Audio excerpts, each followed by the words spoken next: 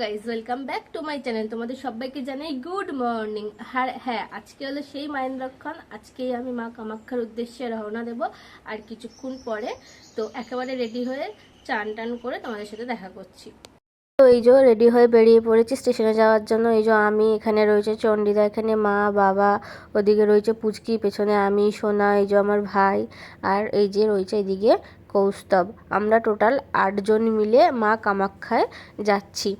তো যেতে যেতে রাস্তার ভিউটা এত সুন্দর লাগলো, তো তাই তোমাদের সাথেও শেয়ার করলাম। দেখো কত সুন্দর লাগছে। হ্যাঁ জানি বাইরে অনেক রোদ, তবুও আমার কাছে ভালো লাগলো, তাই আমি তোমাদের সাথে শেয়ার করলাম।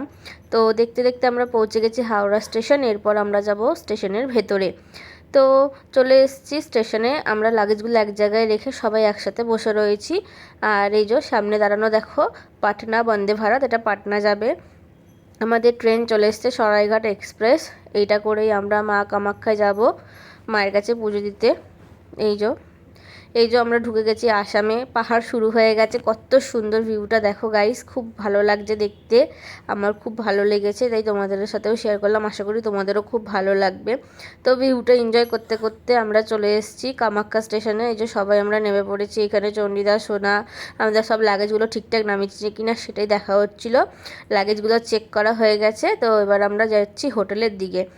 যেতে যেতে রাস্তার ভিউটা কত সুন্দর সেটাই তোমাদের সাথে শেয়ার করছিলাম। আমরা যাচ্ছিলাম পাহাড়ের ওপরে হোটেল নিয়েছি, সেই হোটেলে। তো আজকের মতো এখানেই গাইস, তোমাদের সাথে দেখা হচ্ছে নেক্সট কোনো ভিডিওতে। আর আমার ভিডিওটা যদি ভালো লেগে থাকে তাহলে আমার চ্যানেলটিকে সাবস্ক্রাইব করে আমার পাশে থাকবে। ততক্ষণের জন্য টাটা।